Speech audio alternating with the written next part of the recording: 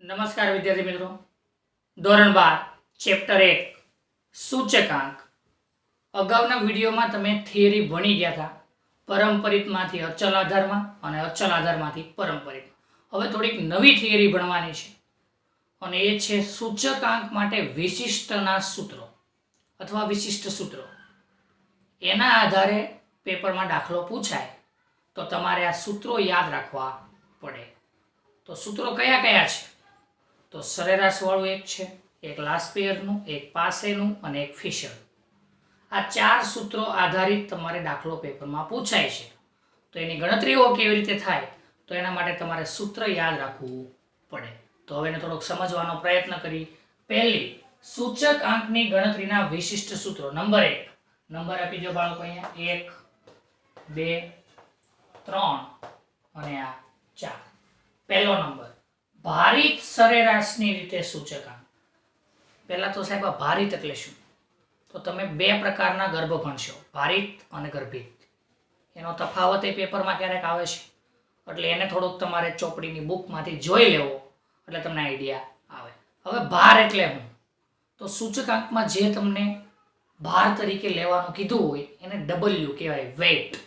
એને તમારે ભાર કહેવાનો છે. તો ભારિત સરેરાશની રીતે સૂચકાંક એનું સૂત્ર I બરાબર સિગ્મા IW છેદમાં સિગ્મા W. I થી તો તમે પરિચિત છો કે સૂચકાંક, સાદો સૂચકાંક એને I વડે દર્શાવાય. W એટલે શું? તો W એટલે ભાર. જે સૂચકાંક આપેલો છે એનો ભાર કેટલો છે, મહત્વ કેટલું છે, તો એને કહેવાય W છેદમાં સિગ્મા W. અહીંયા મતલબ એવો છે I અને W નો ગુણાકાર કરી અને સરવાળો કરવાનો છે અને અહીંયા કરવાનો છે ખાલી ભારનો સરવાળો. અને એ બેયનો તમે ગુણોત્તર કાઢો એટલે તમને કોણ મળે? ભારિત સરેરાશની રીતે સૂચકાંક. કોણ મળે? ભારિત સરેરાશની રીતે સૂચકાંક. I બરાબર સિગ્મા IW છેદમાં સિગ્મા W. નંબર 2, લાસ્પેયર. તો લાસ્પેયરનો સૂચકાંક IL બરાબર, સાહેબ અહીંયા L હું કામ લખ્યો? તો અહીંયા લાસ્પેયરનો દર્શાવેલો છે એટલે L લખેલો છે. જો તમે પાસે ભણો તો P લખેલો હશે, ફિશર ભણો તો ત્યાં F લખેલો હશે. રેડી? તો IL એ કોનો સંકેત છે? લાસ્પેયરના સૂચકાંકનો સંકેત. IL બરાબર સિગ્મા P1 ગુણ્યા Q0 ભાગ્યા સિગ્મા P0 ગુણ્યા Q0 ગુણ્યા 100. રેડી? ફરીથી સિગ્મા P1 Q0 છેદમાં સિગ્મા P0 Q0 ગુણ્યા 100. આને કેનો સૂચકાંક કહેવાય? લાસ્પેયરનો સૂચકાંક. કોનો સૂચકાંક છે બાળકો? લાસ્પેયરનો. સેમ આવો જોવાનો છે એક પાસેનો સૂચકાંક. એને હેના વડે દર્શાવવા હે? IP. હેના વડે દર્શાવવા હે? IP બરાબર સિગ્મા P1 Q1 છેદમાં સિગ્મા P0 Q1 ગુણ્યા 100. ફરીથી સિગ્મા P1 Q1 છેદમાં સિગ્મા P0 Q1 ગુણ્યા 100. આ કોનો સૂચકાંક થયો? તો આ સૂચકાંકને કહેવાય પાસેનો સૂચકાંક. હવે આ બંનેને તમે જોડો, ભેગા કરો એટલે તમને કયો સૂચકાંક મળશે? ફિશરનો સૂચકાંક. કયો મળશે? ફિશરનો. રેડી? તો ફિશરનો સૂચકાંક એનું બીજું નામ છે આદર્શ સૂચકાંક. કેવું? પેપરમાં ઘણી વખત પૂછાય છે આદર્શ સૂચકાંક શોધો. તો આપણે ડરવાનું નથી. આદર્શનું બીજું નામ છે આદર્શનું બીજું નામ છે ફિશરનો સૂચકાંક. બેમાંથી કોઈ પણ એક સૂત્ર યાદ રાખવાનું. તો બે સૂત્રનું આપણે રિપીટેશન જોઈએ. IF બરાબર વર્ગમૂળમાં IL ગુણ્યા IP. આ યાદ રાખવાનું, ક્યારેક MCQ માં પણ પૂછાય છે. IF બરાબર વર્ગમૂળમાં IL ગુણ્યા IP. આગળ પાછળ થઈ જાય ચાલે હો. IP પહેલા લખો, IL પછી લખો, કંઈ ફરક પડતો નથી. અથવા IF બરાબર વર્ગમૂળમાં સિગ્મા P1 Q0 છેદમાં સિગ્મા P0 Q0 ગુણ્યા સિગ્મા P1 Q1 છેદમાં સિગ્મા P0 Q1 ગુણ્યા 100. આ યાદ રાખજો, અહીંયા આખા વર્ગમૂળમાં 100 નથી. આ 100 ને ક્યાં લખેલા છે? વર્ગમૂળની બહાર. જો તમારે વર્ગમૂળની અંદર લખવા હોય તો અહીંયા તમારે 10,000 લખવા પડે. કેટલા લખવા પડે? 10,000. તો આ સૂત્ર સાચું કહેવાય. MCQ માં ક્યારેક પૂછાય તો ધ્યાન રાખવું. ગોખણપટ્ટી કરી હશે તો મેળ પડશે નહીં. પણ આ વર્ગમૂળ આખામાં નથી એટલે મેં ક્યાં લખેલા છે? 100. પણ માની લ્યો મારે સૂત્રને કંઈક વિશિષ્ટ સ્વરૂપે દર્શાવવું છે અથવા વિકલ્પમાં ટ્વિસ્ટ કરીને પૂછવું છે તો અહીંયા હું વર્ગમૂળ લગાડી દઉં તો અહીંયા મારે કેટલા લખવા પડે? 10,000. કેટલા લખવા પડે? 10,000. સાહેબ આવું કેમ થયું? તો માની લ્યો અહીંયા 10,000 ને આવું લખાય 100 ગુણ્યા 100. હા સાહેબ લખાય. એનું તમે વર્ગમૂળ કાઢી દો તો આનું વર્ગમૂળ કાઢો તો 100 બે વખત છે તો એક વખત થઈ ગયું. અથવા 10,000 નું વર્ગમૂળ કરો. અહીંયા ચાલો 10,000 છે એનું તમે વર્ગમૂળ કાઢો કેલ્સી દબાવીને તો તમને ત્યાં કેટલા મળે? 100. કેટલા મળે? 100. તો અહીંયા 100 ની સાથે વર્ગમૂળ નથી અને જો તમારે વર્ગમૂળની અંદર રાખવું હોય તો અહીંયા તમારે 10,000 મૂકવા પડે. કેટલા મૂકવા પડે? 10,000.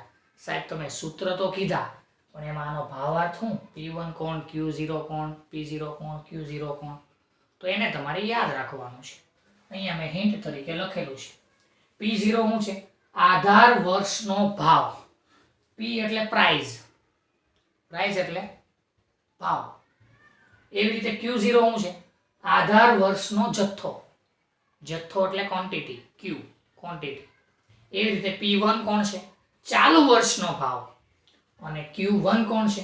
ચાલુ વર્ષનો જથ્થો. ધારો કે તમને બે વર્ષ આપેલા છે, એક 2014 અને એક 2015. આ આધાર વર્ષ છે, આ ચાલુ વર્ષ છે. તો આધાર વર્ષમાં બે વસ્તુઓ છે. કઈ કઈ? એક તો P0 અને P1. 0 કોણ? અહીંયા P0 હોય, P1 હોય, Q0 હોય, Q1 હોય. આ ઉદાહરણ તરીકે લીધું છે, વાસ્તવમાં ન હોય એવું. એટલે બેમાં અલગ અલગ જ હોય. અહીંયા Q રાખો તો હાલે, Q0 P1. હવે સાચું છે. આ તો સમજાવવા લખ્યું હતું પણ આપણે સીધું જ લખી દઈએ. P0 એટલે આધાર વર્ષની પ્રાઇસ એટલે કે જથ્થો. સોરી, ભાવ. P0 શું છે? આધાર વર્ષનો ભાવ. એ રીતે Q0 શું છે? આધાર વર્ષનો જથ્થો. સેમ અહીંયા ચાલુ વર્ષ હોય, 2015 ચાલુ છે અને 14 આધાર છે તો અહીંયા P1 શું થઈ ગયો? ચાલુ વર્ષની પ્રાઇસ એટલે કે ભાવ અને ચાલુ વર્ષનો જથ્થો. આ સૂત્રને તમારે યાદ રાખવાના છે. જે 4 સૂત્ર તમને કીધા છે એ 4 સૂત્રને શું કરવાના? તમારે યાદ રાખવાના છે. કયા કયા 4? એક વખત સાંભળી લે. ભારિત સરેરાશની રીતે સૂચકાંક. બીજું લાસ્ટ પેયરનું સૂચકાંક. ત્રીજું પાસેનો સૂચકાંક. ચોથું ફિશરનો સૂચકાંક. એમાં અહીંયા સૂચના આપી એનું પાલન થવું જોઈએ. જો તમે આખું વર્ગમૂળ કર્યું અને અહીંયા 100 લખ્યા તો એ ખોટું છે. તમારે વર્ગમૂળ આખામાં રાખવું હોય તો અહીંયા કેટલા દર્શાવવા પડે? 10,000. યાદ રહે બાળકો? તો આટલું તમારે યાદ રાખવાનું છે. થિયરીને આધારે બાળકો હવે દાખલા શીખવાનો પ્રયત્ન કરીએ. સ્વાધ્યાય 1.3 નો પ્રશ્ન નંબર 1. પહેલા થોડુંક રિવિઝન કરીએ કે થિયરી કઈ હતી. તો હમણાં થિયરી જોઈ એને યાદ રાખવી પડશે ત્યારે તમને દાખલાની ગણતરીઓ આવશે. રેડી? તો 4 રીત જોઈ. ભારિત સરેરાશ, બીજું લાસ્ટ પેર, ત્રીજું પાસે અને ચોથું ફિશર. એનો ઉપયોગ કરી અને તમારે સ્વાધ્યાય 1.3 ને સોલ્વ કરવાનું છે. રેડી? તો પહેલા દાખલાની રકમ વાંચો. એક ઇલેક્ટ્રોનિક્સ વસ્તુના ઉત્પાદનમાં વપરાતી 6 જુદી જુદી વસ્તુઓ અંગેની માહિતી નીચે મુજબ છે. તે પરથી સૂચક આંક ગણો અને અર્થઘટન કરો. અહીંયા તમને કીધું નથી કે કેવી રીતે ગણવાનું એમ. તો રકમ જોઈને તમને આઈડિયા આવવો જોઈએ કે હું કયું ફોર્મ્યુલા એપ્લાય કરું તો મને ગણતરીથી સૂચકાંક મળે. તો પહેલા રકમ વાંચો જરી. વસ્તુઓ A B C D E F એનો ભાર આપેલો છે 5 10 10 30 20 25. રેડી? હવે હું આપેલું ભાવ સાપેક્ષ ટકાવારી. સાહેબ આ ભાવ સાપેક્ષ ટકાવારી એને શું કહેવાય? તો ભાવની સાપેક્ષે જે તમે ટકાવારી કાઢો એને જ તમારો શું કહેવાય? સૂચક આંક. તમે આગળ ફોર્મ્યુલા કંઈક આવું ભણી ગયા હતા, P1/P0 ગુણ્યા 100. આ આપણું ઓરિજિનલ ફોર્મ્યુલા છે સૂચકાંકનો. તો આનો મતલબ છે આ ભાવ છે તમારો, એનો તમે સાપેક્ષ ભાગાકાર કરો અને ટકાવારીમાં ફેરવો એટલે તમને શું મળે? સૂચકાંક. તો તમને જે અહીંયા ભાવ સાપેક્ષ ટકાવારી આપેલી છે એને તમારે કેવો પડે? આઈ. શું કેવો પડે? આઈ. શું કેવો પડે? આઈ. ભારને આપણે ઓળખીએ છીએ વેઇટ, ડબલ્યુ. થઈ ગયું. હવે કોષ્ટકમાં ગોઠવો. મેં અહીંયા નવું કાંઈ નથી કર્યું, ખાલી કોષ્ટકમાં ગોઠવું છે, સીધી લીટીમાં લખ્યું છે, આડું હતું ત્યાંથી વસ્તુ A B C D E F એનો ભારને આપણે શું કહીએ છીએ? Weight, W. ભાર સાપેક્ષ ટકાવારી એને કહેવા હે આઈ. શું કહેવા હે? આઈ. એટલે કે ઇન્ડેક્સ નંબર. ઇન્ડેક્સ નંબર એટલે સૂચક આંક. રેડી? તો આ એની રકમ જ છે. હવે મારે ગણતરી કરવી હોય તો કયું સૂત્ર એપ્લાય કરવું પડે? તો ભારિત સરેરાશ વાળું સૂત્ર એપ્લાય કરવું પડે. કેમ? તો સાહેબ ભારે આપેલો છે અને એનો સૂચક આંક પણ આપેલો છે. તો આપણે સૂત્ર કંઈક આવું લખતા હતા, I બરાબર સિગ્મા IW છેદમાં સિગ્મા W ગુણ્યા 100. આવું કંઈક લખ્યું હતું સાહેબ? તો હા સાહેબ લખ્યું હતું આવું કંઈક. તો આ સૂત્ર અહીંયા 100 નહીં આવે, આપણું ઓરિજિનલ ભારિત સરેરાશનું સૂત્ર 100 નો આવે, લાસ્ટ પિયર અને પાસેમાં આવે. રેડી? તો અહીંયા IW છેદમાં સિગ્મા W. તો બે આપેલા છે સાહેબ. આ ભાર છે, આ I રહ્યો, પણ મારે એ બેયનો શું જોઈએ છે? ગુણાકાર. તો આ બેયનો મારે શું કરવો પડશે? ગુણાકાર. એને કહેવાય IW અથવા WI. કેલ્સી મારો 29 ગુણ્યા 5 290 ગુણ્યા 5. તમે કેલ્સી દબાવો એટલે જવાબ આવશે 1450. કેટલો આવશે? સેમ બીજી કરો. અહીંયા તો એમનેમ થઈ જાય 3150, કેમ કે 10 છે તો પાછળ 0 લગાડી દેવાનું છે. 280 આમાંય થઈ જાય 2800. નીચે 3 3 9 9000 થઈ ગયું. જ્યાં સાદી રીતે થતું હોય ને કરી દેવાનું. નો આવડે ને આપણે કેલ્સી મારવાના જ છીએ. 315 ગુણ્યા 2 તો એનો ગુણાકાર કરી લઈ એટલે જવાબ આવશે 6300. 6300. સેમ નીચે 320 ગુણ્યા 25 તો એનો જવાબ આવશે 8000. થઈ ગયું? હા સાહેબ થઈ ગયું. તો હવે મારે સૂત્રમાં શું જોઈએ? Sigma IW. સિગ્મા એટલે અહીંયા એનો કરવો પડે સરવાળો. બધાનો શું કરવાનો? સરવાળો. કેલ્સી દબો, જે સરવાળો આવે તે લખી દેવાનો. સરવાળો આવશે 30700. કેટલો આવશે?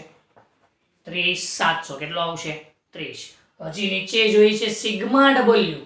તો અહીંયા રહ્યો તમારો સિગ્મા. આ એને થોડુંક નીચે જ આવવા દઉં છું. I બરાબર અહીંયા હું લખાય સિગ્મા W. તો આ બધાનું ટોટલ મારો કેટલો જવાબ આવે છે? એનો ટોટલ આવે છે 100. કેટલો આવે છે? 100. થઈ ગયું. હવે સૂત્રમાં એપ્લાય કરી દો. થઈ ગયું આપણું કામ. આવો સરળ દાખલો છે. આપણને સૂત્ર આવડતું હોય પણ છતાંય શું થાય, ક્યાં એપ્લાય કરવું એ ખાસ અગત્યનું છે. મને રકમમાં ભાર દેખાતો હોય અને I એટલે કે સૂચક આંક દેખાતો હોય તો મારે ફરજિયાત કયું સૂત્ર એપ્લાય કરવું પડે? ભારિત સરેરાશની રીતવાળું સૂત્ર એપ્લાય કરવું પડે. તો સાદું રૂપ આપો. સિગ્મા IW કેટલો છે? 30700 છેદમાં સિગ્મા W કેટલો દેખાય છે? 100. તો છેદમાં 100. 0 0 ઉડાડી દો. વધ્યું કોણ? 307. કેટલા વધ્યા? 307. રેડી? હજી અહીંયા સુધીનો દાખલો ગયો. સૂચકાંક ગણો. બાજુમાં લખ્યું છે અર્થઘટન કરો. અર્થઘટન એટલે શું? તો અહીંયા જે જવાબ તમને મળ્યો છે I નો, તો હંમેશા સૂચકાંક 100 ની સાપેક્ષે હોય ટકાવારીમાં. તો I બરાબર 100 હોય. અત્યારે કેટલો દેખાય છે? 307. તો અહીંયા તમારે લખવું પડે 307 - 100 તો જવાબ મળે 207. કેટલો મળે? જવાબ મળે 207. કેમ ખબર પડી સાહેબ ને લખવાનું? હું તો જે વર્ષમાં તમારું માની લો આ એક 14 નું વર્ષ હોય ને બીજું 15 નું વર્ષ હોય, આ આપેલું છે એ પ્રમાણે. રેડી? તો હાલમાં અત્યારે કેટલું છે? 307. અને આપણું ઓરિજિનલ આધાર વર્ષ તરીકે કેટલું હોય? 100. તો મને કેટલા ટકાનો વધારો દેખાય છે? 207% શું થયો છે? વધારો. આ અર્થઘટનનો પેપરમાં માર્ક્સ હોય. તમને કીધું હોય કે અર્થઘટન કરો તો સૂચકાંકનું અર્થઘટન કેટલું થયું? આપણી પાસે ઓરિજિનલ 307 છે ગણતરી કરેલો, અને આપણો આધાર વર્ષનો સૂચકાંક હંમેશા કેટલો હોય? 100. કેટલો હોય? 100. તો 307 માં કેટલા બાદ કરી દેવાના? 100. માની લો 200 આવ્યા તો 200 માંથી 100 બાદ કરવાના, તો વધ્યા કેટલા? અત્યારે આપણી રકમ મુજબ 207. ટકાનો શું થયો છે? વધારો. યાદ રહે બાળકો, આ રીતે ગણતરી કરી શકાય. આગળનો દાખલો બાળકો, દાખલા નંબર 2. તમે જે દાખલો અગાઉ શીખી ગયા એ જ રીતનો દાખલો છે, પણ થોડુંક રકમમાં ટ્વિસ્ટ છે. ટ્વિસ્ટ કયું છે? તો રકમ વાંચી અને જરીક જોઈએ કે શું કહેવા માંગે છે રકમ. નંબર 2. એક ફર્નિચર બનાવટની વસ્તુમાં વપરાતી 6 જુદી જુદી વસ્તુની માહિતી નીચે મુજબ છે. તે પરથી વર્ષ 2014 ના આધારે 2015 નો સૂચક આંક ગણો અને અર્થઘટન કરો. આગળનો દાખલો આવો જ હતો, પણ હવે જરીક વિચારો કે તમને વસ્તુ આપેલી છે A B C D E F, એનો ભાર આપેલો છે 17, 15, 22, 16, 12, 18. સાહેબ આ 2 નવું આપ્યું છે ને એનું મારે શું કરવું? તો રકમમાં લખ્યું વર્ષ 2014 નો ભાવ અને વર્ષ 2015 નો ભાવ. તો અગાઉ સૂચના આપી હતી, હજી એક વખત આપી દઉં છું. I બરાબર P1/P0 ગુણ્યા 100. અગાઉના દાખલામાં કીધું કે ભાવની સાપેક્ષ ટકાવારી હોય તો આ ભાવ છે 2, એની સાપેક્ષ ટકાવારી એટલે ગુણ્યા 100, તો એને I જ કહેવાય. તો હું એવી ગણતરી કરી દઉં અહીંયા કે માની લો કે 2014 નો ભાવ હોય એને કહી દઉં P0 અને 15 ના ભાવને કહી દઉં P1, અને એનો બેનો ગુણોત્તર કાઢી લઉં અને ટકાવારીમાં ફેરવી દઉં તો એને શું કહેવાય મારી ભાષામાં? I. શું કહેવાય? I. આ યાદ રાખવાનું છે. જ્યારે I આપ્યો ન હોય તો મેળવી કેવી રીતે શકાય? તો સામાન્ય સૂત્ર છે એનું I બરાબર P1/P0 ગુણ્યા 100. રેડી? તો હવે અહીંયા મેં કાંઈ કર્યું નથી, અહીંયા મેં ખાલી રકમ જ લખેલી છે. આ તમારી ખાલી રકમ જ છે. આપી છે આડી લીટીમાં, મેં એને ઊભી લીટીમાં ગોઠવેલી છે ખાલી. રેડી? આ એનો ભાર છે. આ P1, P0 અને 1 કેમ લખ્યું? તો P0 મને દેખાય છે 2014 નો ભાવ અને P1 દેખાય છે મને 2015 નો ભાવ. આપણે શું કાઢવાનું છે એનું? સાપેક્ષ ભાવોનો સાપેક્ષ ફેરફાર, ટકાવારી ફેરફાર, એને I કહેવાય. તો I શોધવું હોય સૌથી પહેલા મારે અહીં લખવું પડે I બરાબર P1/P0 ગુણ્યા 100. મેળવી દઈએ આપણે. P1 કોણ છે? 24. P0 કેટલા? 30. તો અહીંયા હું લખાય 24/30 ગુણ્યા 100. કેલ્સી દબાવો તરી. P1 જો આને ઉપર નીચે લખી દીધું એટલે ખોટું. આ યાદ રાખજો, અહીંયા લખ્યું છે 2014 ના આધારે 15 નો સૂચકાંક ગણવાનો છે, એટલે P1 અને P0 ની ગણતરી કરતી વખતે ખાસ ધ્યાન રાખવું. તો અહીંયા P1 છે 24, P0 છે 30, બેનો ભાગાકાર ગુણ્યા 100.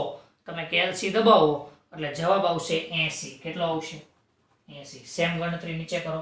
24/20 ગુણ્યા 100. P1/P0 ગુણ્યા 100.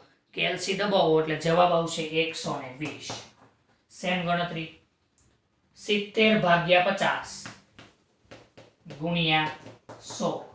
તો તમે ન્યા કેલ્સી દબાવો એટલે જવાબ આવશે 140. આવી ગણતરી આગળ કરી શકાય બાળકો? હા. 40/32 ગુણ્યા 100. જવાબ આવશે તમારો 125. ટૂંકમાં લખું છું બાળકો, હવે કાંઈ કર્યું નથી. 40/32 ગુણ્યા 100 જ કર્યા છે એટલે 125. સેમ 48/40 ગુણ્યા 100. તો જવાબ આવશે 120. કેટલો આવશે? 120. 24/16 ગુણ્યા 100. તો જવાબ આવશે 150. થઈ ગયો? હા સાહેબ થઈ ગયો. હવે I આવી ગયો છે અને W ને આપણે કહીએ છીએ ભાર. રેડી? તો ભાર અને સૂચકાંક બંને ભેગા થાય તો કઈ રીતનો ઉપયોગ કરી શકાય બાળકો? ભારિત સરેરાશની રીત, જે તમે આગળના દાખલામાં જોઈ. તો હવે મારે ભારિત સરેરાશ હોય તો એનું સૂત્ર શું આવે બાળકો? I બરાબર સિગ્મા IW છેદમાં સિગ્મા W. અહીંયા યાદ રાખજો ગુણ્યા 100 આવે નહીં, એ ખાલી લાસ્ટ પેયર અને પાસેમાં જ આવે. આ યાદ રાખવાનું છે. રેડી? તો અહીંયા IW છેદમાં W, આ તમારું કોનું સૂત્ર થઈ ગયું? ભારિત સરેરાશની રીતનું.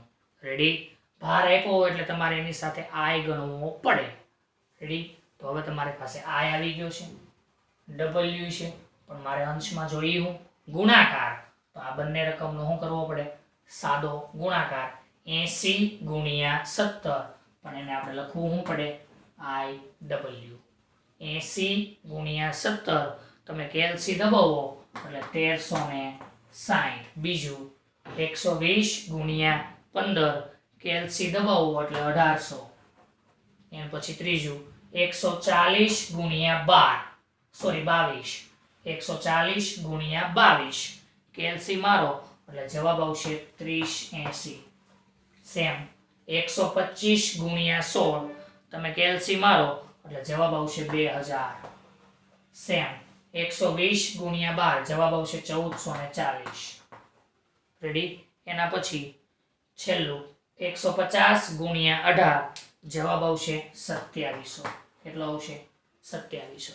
હવે આપણે શું જોઈએ અહીંયા? સિગ્મા. સિગ્મા એટલે સરવાળો. સિગ્મા આઈ ડબલ્યુ બરાબર, અહીંયા બધાનો શું કરી દેવાનો છે તમારે? સાદો સરવાળો. કેલ્ક્યુલેટરમાં સરવાળો કરો એટલે જવાબ આવશે 12380. કેટલો આવે? 12380. યાદ રહે બાળકો?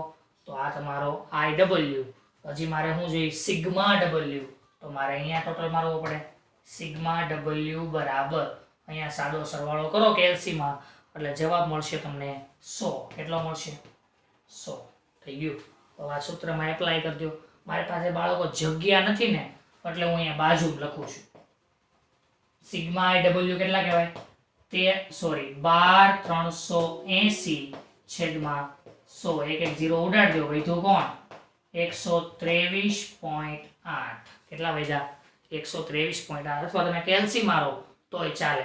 કેલ્સી મારો તો આવો જવાબ આવશે 123.80.